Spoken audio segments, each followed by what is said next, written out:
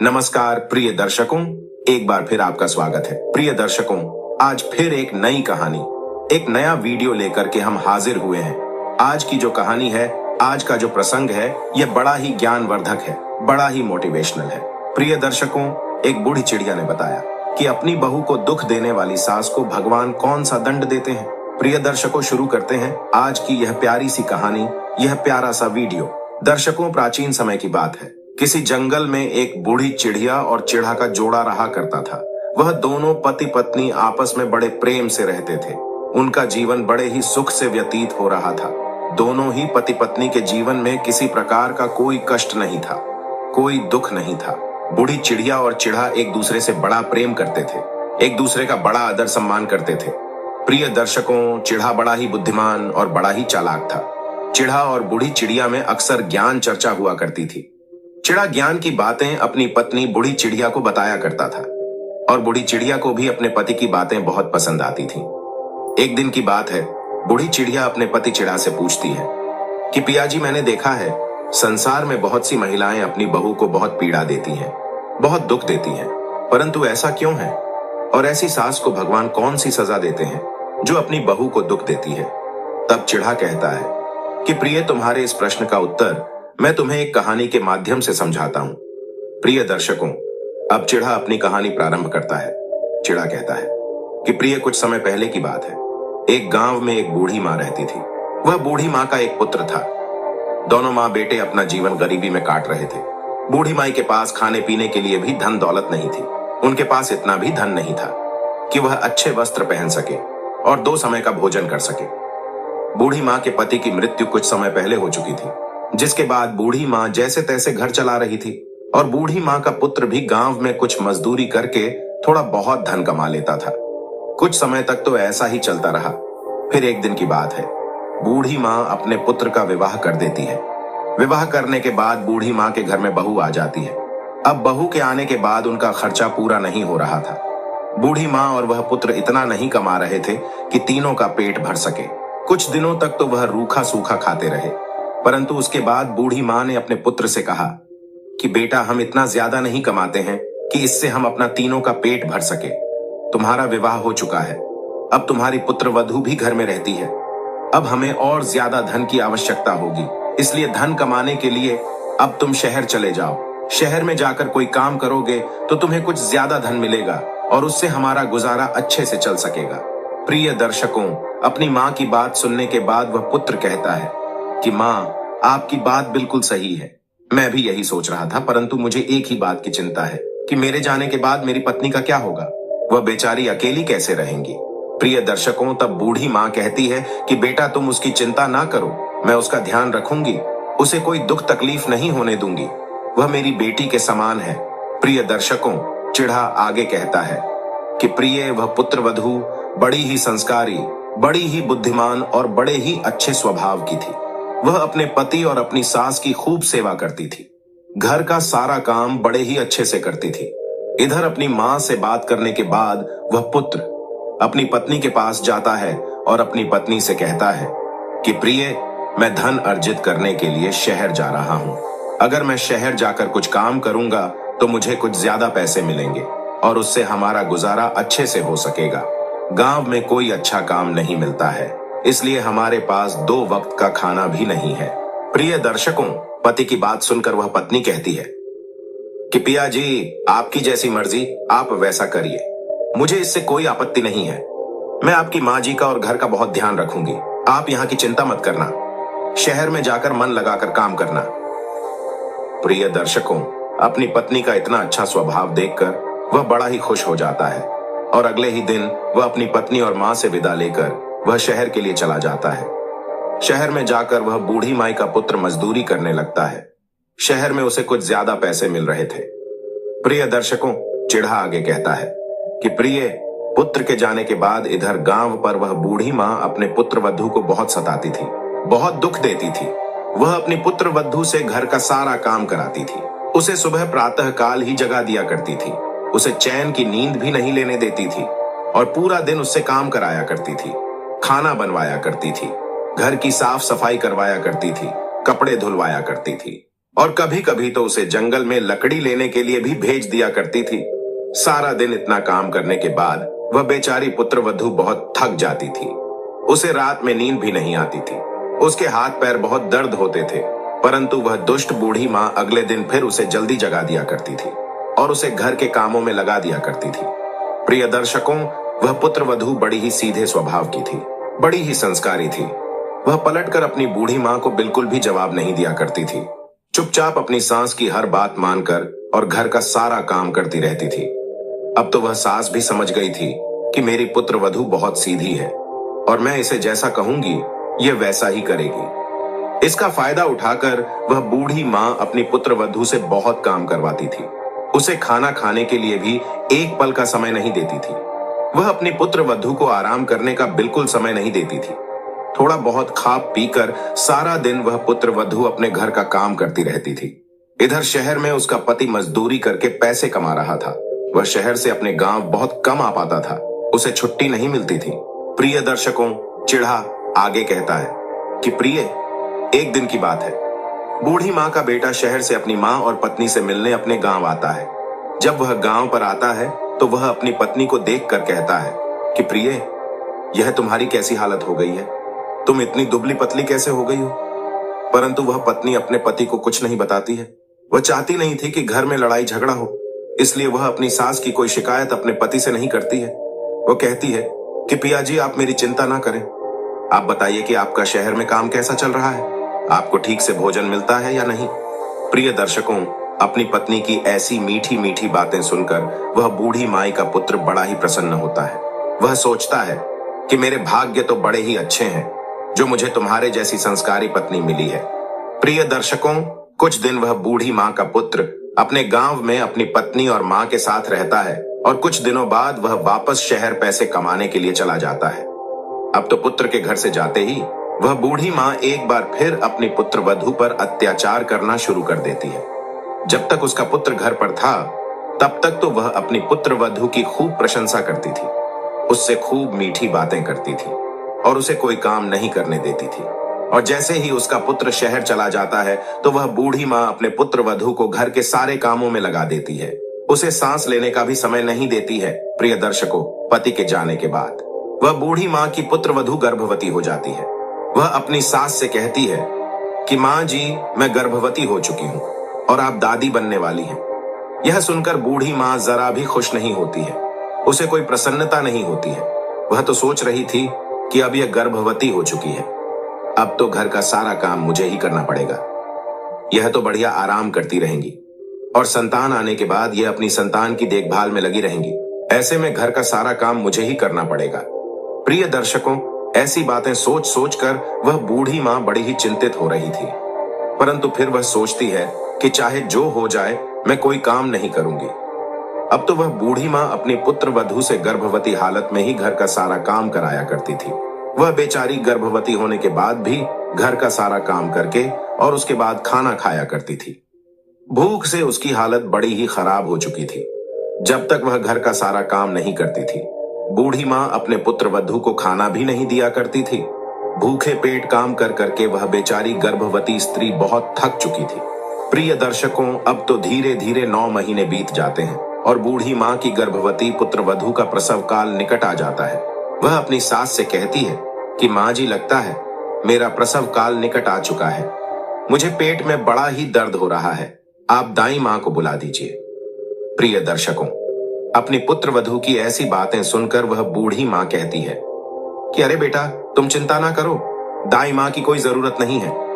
तुम पास के जंगल में जाकर और किसी छायादार वृक्ष के नीचे बैठ जाना। कुछ देर में तुम्हारी संतान का जन्म हो जाएगा।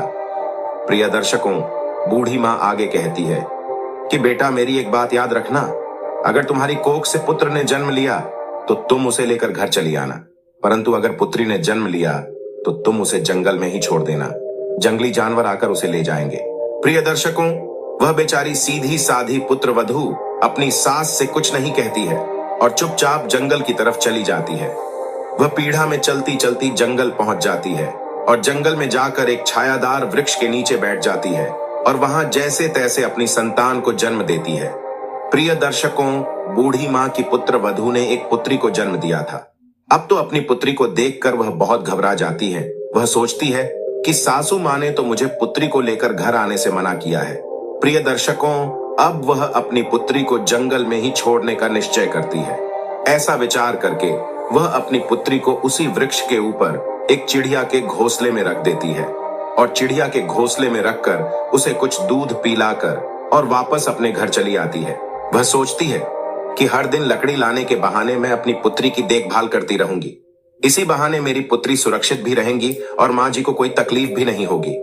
प्रिय दर्शकों, अब वह अपने घर चली आती है। अपनी पुत्र वधू को अकेला घर आता देख वह बूढ़ी माँ समझ जाती है कि यह अकेली आ रही है। इसका मतलब इसने पुत्री को जन्म दिया है। प्रिय दर्शकों, पुत्र वधू घर आती है तो बूढ़ी माँ कहती है कि बेटा, तुमने पुत्र को जन्म नहीं दिया, पुत्री को जन्म दिया। तब वह पुत्र वधू कहती है कि हाँ माँ जी, मैंने पुत्री को जन्म दिया है और आपके कहे अनुसार मैंने उसे जंगल में ही छोड़ दिया। प्रिय दर्शकों, अब तो बूढ़ी माँ चिल्लाने लगती है और अपने पुत्र वधू से कहने लगती है कि अरे तू तो डायन है, तूने अपनी ही बेटी का मांस खाया है, तूने अपनी बेटी को मार के खा गई है। तेरे जैसी माँ तो संसार में किसी की ना हो, जिसने अपनी ही पुत्री का वध करके और उसको खा लिया। प्रिय दर्शकों, इस प्रकार वह बूढ़ी माँ चिल्लाने लगती है और अपनी पुत्र वधू को कोसने लगती है। वह बेचारी पुत्र वधू कुछ नहीं कहती है और चुपचाप बूढ़ी माँ की बातों को सुनती रहती है।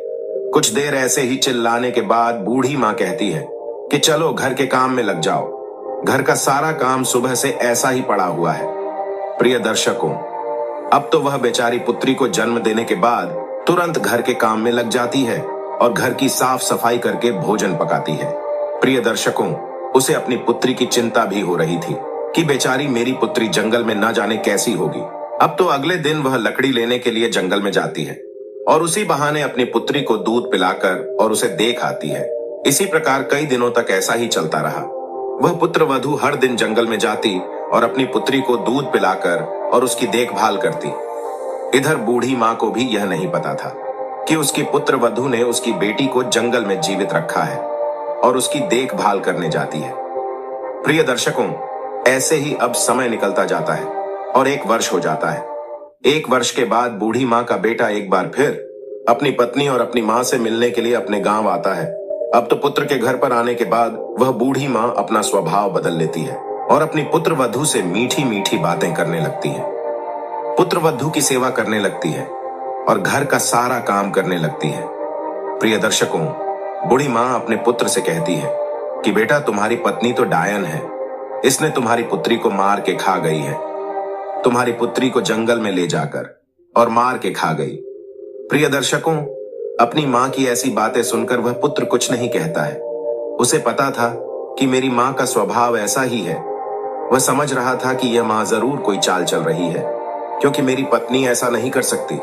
इस विषय में वह अपनी पत्नी से भी कोई बात नहीं करता है और उसकी पत्नी भी अपने पति को कुछ नहीं बताती है। इस प्रकार हंसी खुशी कुछ दिन रहने के बाद बूढ़ी माँ का पुत्र एक बार फिर शहर के लिए लौट जाता है और अपने पुत्र को जाता हुआ देखकर वह बूढ़ी माँ अपना स्वभाव बदल देती है। अब तो वह अपनी पुत्र वधू से एक बार फिर सारा काम कराने लगती है और उस पर अत्याचार करने लगती है। प्रिय दर्शकों, अब एक बार फिर वह बूढ़ी माँ की पुत्र वधू गर्भवती हो जाती है और वह अपनी सास को बताती है कि माँ जी, आप एक बार फिर दादी बनने वाली हैं, मैं गर्भवती हूँ। अपने पुत्र वधू की ऐसी बातें सुनकर वह बूढ़ी माँ एक बार फिर चिंतित हो जाती है। सोचती है कि अब अगर इसने पुत्र को जन्म दे दिया तो यह उसकी देख रेख में लग जाएगी और घर का सारा काम मुझे करना पड़ेगा। इसी बात से क्रोध में आकर वह बूढ़ी माँ अपनी पुत्र वधू से अब और भी ज्यादा काम कराने लगती है। उसे जंगल में लकड़ी लेने भेजती, लोगों के यहाँ खेतों में काम करवाती और घर का भी सारा काम कराती। इस प्रकार काम करते करते वह पुत्र वधू बड़ी ही कमजोर हो जाती है और धीरे धीरे उसके 9 महीने पूरे हो जाते हैं। प्रिय दर्शकों, अब उसका प्रसव काल निकट आ चुका था। वह अपनी सास को कहती है कि माँ जी, लगता है कि अब मेरा प्रसव काल नजदीक आ चुका है, आप दाई माँ को बुला लीजिए। तब वह बूढ़ी माँ कहती है कि दाई माँ की कोई जरूरत नहीं है, तुम जंगल में जाकर और अपनी संतान को जन्म दे दो। तब वह सीधी साधी पुत्र वधू एक बार फिर जंगल में चली जाती है और उसी वृक्ष के नीचे बैठकर अपनी संतान को जन्म देती है। प्रिय दर्शकों, एक बार फिर वह एक पुत्री को जन्म देती है। ये देखकर वह बड़ी दुखी होती है, परंतु वह क्या कर सकती थी। यह तो प्रकृति के हाथ में होता है। अब तो वह अपनी दूसरी पुत्री को भी उसी घोंसले में रखकर और घर चली आती है। प्रिय दर्शकों, पुत्र वधू को घर आता हुआ देख बूढ़ी माँ कहती है कि अरे वाह, एक बार फिर अपनी पुत्री को मारकर खा गई। न जाने कैसी डायन से पाला पड़ा है। प्रिय दर्शकों, ऐसी बातें सुनकर वह बेचारी पुत्र वधू बड़ी दुखी होती है। एक तो उसकी पुत्री जंगल में पड़ी हुई थी, दूसरा उसकी सास उसे घर में ताने मार रही थी, उसे डायन पुकार रही थी, परंतु वह क्या कर सकती थी। एक बार फिर वह घर के कामों में लग जाती है। प्रिय दर्शकों, इधर वह बूढ़ी माँ चिल्लाना बंद नहीं कर रही थी। बहुत देर तक वह चिल्लाती रहती है कि हमारे घर में तो डायन आ गई है, हमारी दोनों बेटियों को मार के खा गई, अब ना जाने हमें खाकर चैन लेगी। प्रिय दर्शकों, अब समय बीतता है। इधर जंगल में उसकी दोनों बेटियां कुछ बड़ी हो जाती हैं, परंतु वह उन्हें लेकर घर नहीं आती है। वह जंगल में ही उनका पालन पोषण करती है और उन्हें खाना देकर घर चली जाती थी। इसी प्रकार कुछ समय निकल जाता है और फिर बूढ़ी माँ का पुत्र अपने घर गांव पर आता है। पुत्र के घर आने के बाद बूढ़ी माँ एक बार फिर चिल्लाना शुरू कर देती है और कहती है कि बेटा, तेरी पत्नी ने तो तेरी बेटियों को मार के खा गई है, एक दिन यहाँ हम दोनों को भी मार देगी। प्रिय दर्शकों, परंतु वह पुत्र जानता था कि उसकी माँ कोई चाल चल रही है। वह अपनी माँ की आदत को जानता था, इसलिए वह कुछ नहीं कहता है और अपनी पत्नी से भी कुछ नहीं कहता है। कुछ दिन रुककर और हंसी खुशी अपनी पत्नी के साथ समय बिताकर वह एक बार फिर शहर चला जाता है। और इधर वह बूढ़ी माँ बेचारी पुत्र वधू को एक बार फिर परेशान करने लगती है, उस पर अत्याचार करने लगती है। अब तो पुत्र वधू एक बार फिर गर्भवती हो चुकी थी। इस बार भी बूढ़ी माँ इसी प्रकार गर्भवती हालत में अपनी पुत्र वधू से घर का सारा काम कराती है और संतान को जन्म देने के लिए वह उसे जंगल में भेज देती है। प्रिय दर्शकों, दुर्भाग्य से इस बार भी उसकी कोख से बेटी ही जन्म लेती है। यह देखकर तो वह पुत्र वधू बहुत रोती है। उसके आंसू नहीं रुक रहे थे। वह सोच रही थी कि अब एक और पुत्री को मुझे जंगल में ही रखना पड़ेगा। अब वह अपनी पुत्री को घोंसले में रखकर और वापस घर चली आती है।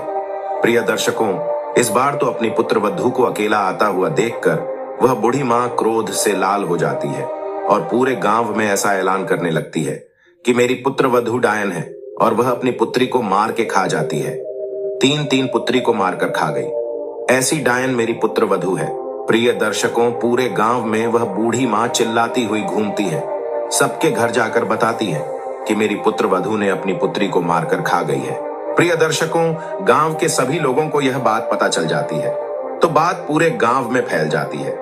गांव के सभी लोग इस विषय पर बात करने लगते हैं और बूढ़ी माँ की पुत्र वधू के बारे में ना जाने क्या क्या बातें करते हैं। अपनी पुत्र वधू को पूरे गांव में बदनाम करने के बाद भी वह बूढ़ी माँ शांत नहीं बैठती है।